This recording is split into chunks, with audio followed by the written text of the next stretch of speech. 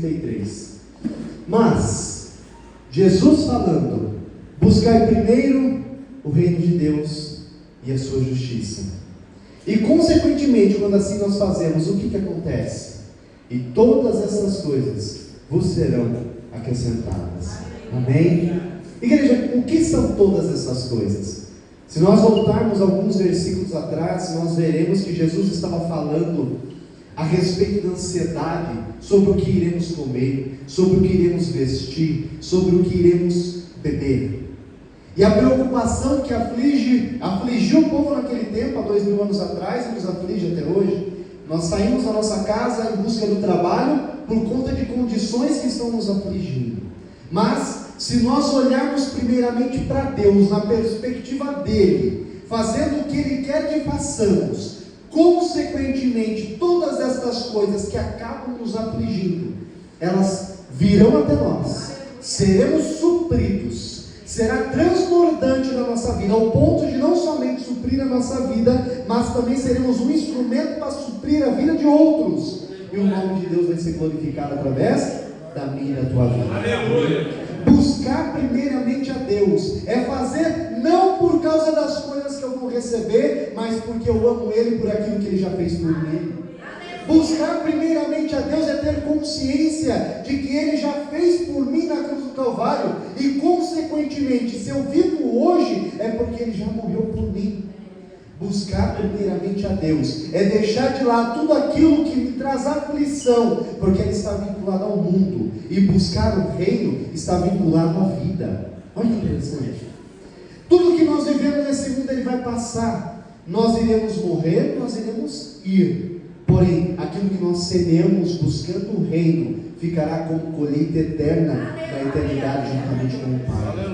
Então, ao mesmo tempo que é tão simples falar que nós devemos primeiramente buscar o reino, também é complexo, porque no panorama mais próximo são as nossas necessidades e aflições cotidianas que nos levam e roubam a nossa paz.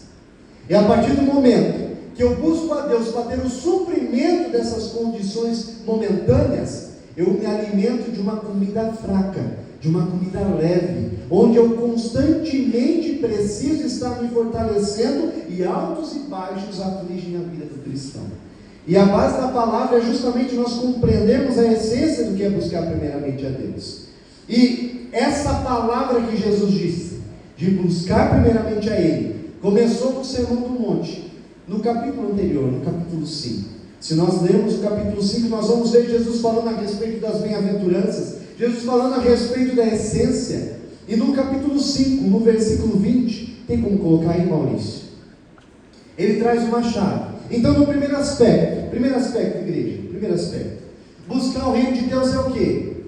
É quando, ao invés de nos preocuparmos com as circunstâncias, nós olharmos para Ele. Amém? Por quê? Porque Ele tem todo o poder, a Ele toda a glória. Ele tem na mão dele todas as condições, independente do que eu vivo hoje, para me tirar de toda e qualquer circunstância de dor e me trazer a vitória. Quando nós olhamos para Ele, isso no primeiro momento. Mas e num segundo momento, numa segunda camada um pouco mais profunda, o que é?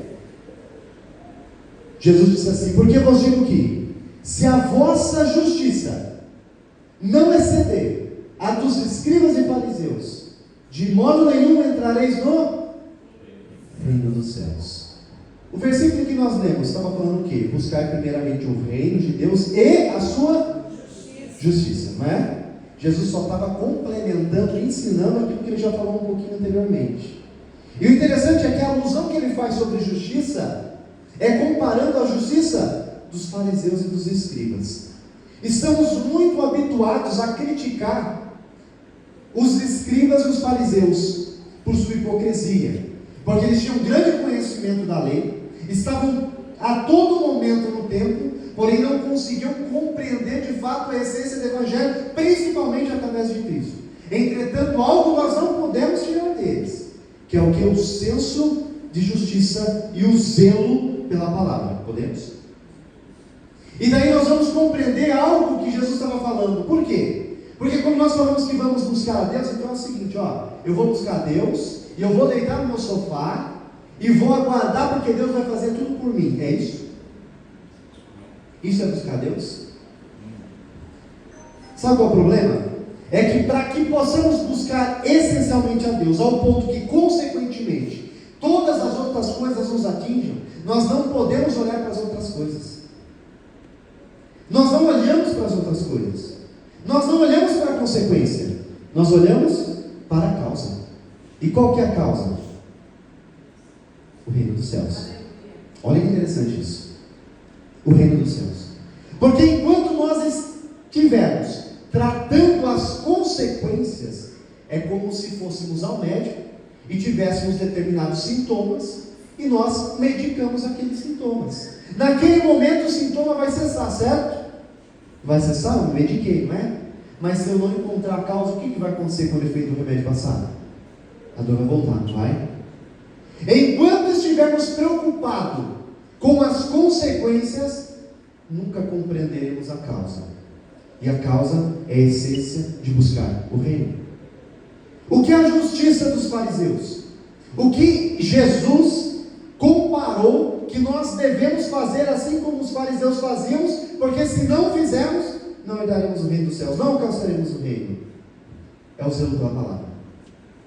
E é muito fácil nós falarmos, está nas mãos de Deus, porque eu estou primeiramente buscando o reino, e nós abandonamos as outras coisas, e no dia a dia, no tete a tete, nas pequenas e micro decisões que nós tomamos todos os dias, com a nossa boca, com a nossa fala, com o nosso comportamento, nós não honramos a Deus e não fazemos justiça ao reino dele. Quem está entendendo? Amém? Será que aquele que convive comigo no trabalho, será que o meu vizinho, se ele for questionado a respeito do meu comportamento, da minha atitude, ele vai falar assim, não, esse daí ele vive no reino dos céus. Esse aqui busca o reino dos céus. Vocês não estão entendendo? Como é algo mais profundo. Como é algo mais profundo. A justiça, ela exige zelo. E zelo exige que estejamos em comunhão constante com Deus. Em cada atitude, em cada ação. Eu gostaria só de ilustrar, para finalizar, um exemplo. No meu trabalho, setor bancário, nós precisamos produzir metas, negócios. O mercado, o Brasil, está bom de negócio, né, igreja? Vivemos no auge dos negócios, né? Mas quanto mais negócio falta, mais negócio é cobrado. Concorda comigo, meu?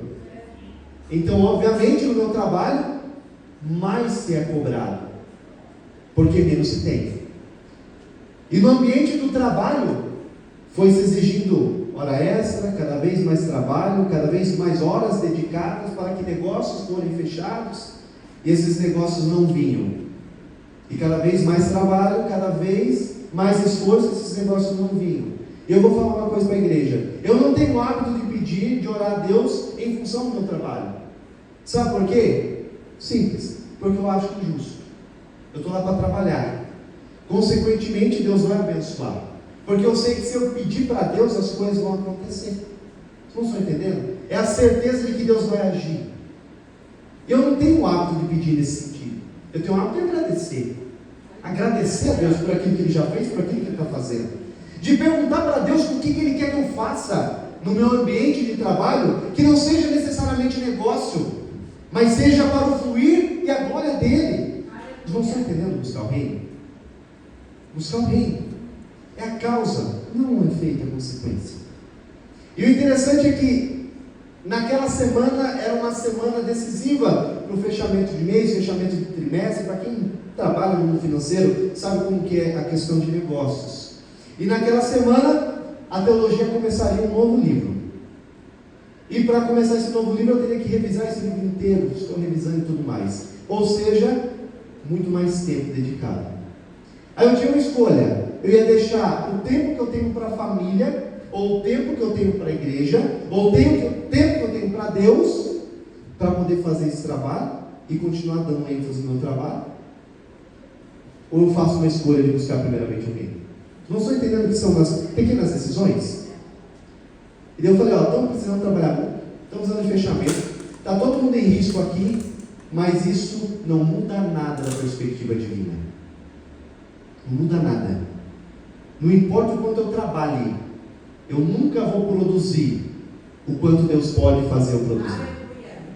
Não importa o quanto eu me esforce, eu nunca receberei bênção tal do quanto Deus pode conceder na minha vida. Vocês não estão entendendo? Aonde está o ponto de inflexão sobre compreender quanto Deus age, até onde nós vamos e até onde Ele faz?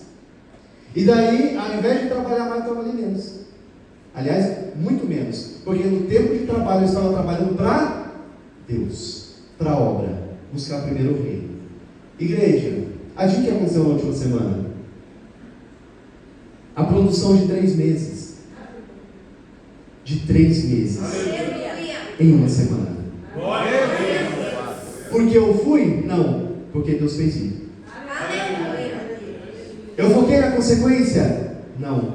Foquei na causa. A causa do que eu vivo, a causa do que eu faço, é aquele, o eterno, que vive por você. Aleluia? Essa é a essência. Eu gostaria de deixar, para poder finalizar, e não passar do horário, um outro exemplo. Compartilhar com os irmãos. Quem já recebeu ligação aqui de tentativa de fraude? Levanta a mão assim. Tem uns que não receberam, milagrosamente alguns, o seu número está escondido, viu? Continue assim,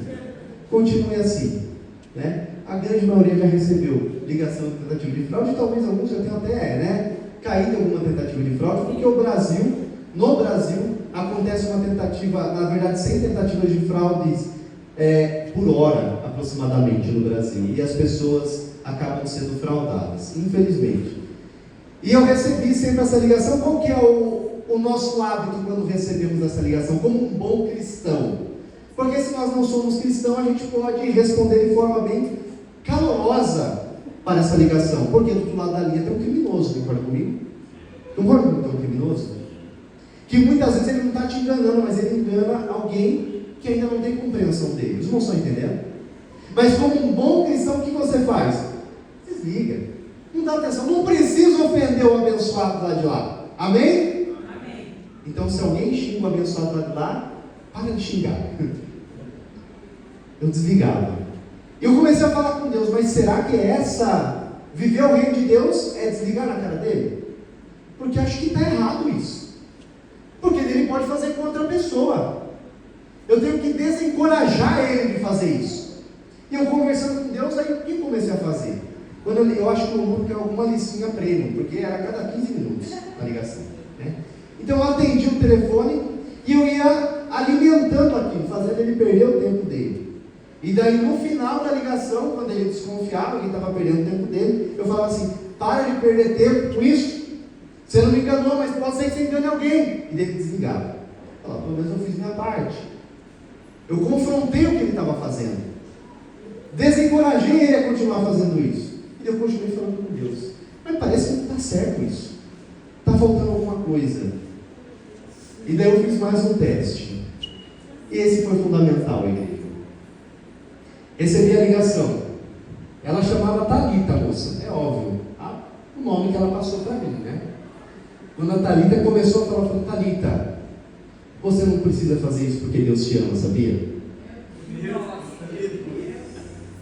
Sabe o que aconteceu?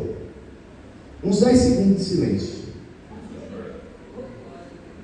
E dela desligou o telefone.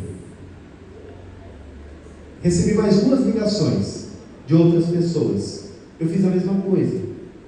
Qual foi a consequência? A mesma. Um silêncio. Alguns segundos depois, desliga o telefone. E parece que o diabo percebeu e nunca mais ligaram para mim. O que eu estou querendo dizer? Buscar o reino de Deus começa nas pequenas coisas. Numa pequena atitude, numa pequena decisão, onde eu não estou preocupado com as consequências, mas com a causa daquilo que eu faz eu viver e faz eu respirar, a minha família, o meu lar e tudo que eu vivo. Amém? Fique de pé comigo nessa noite.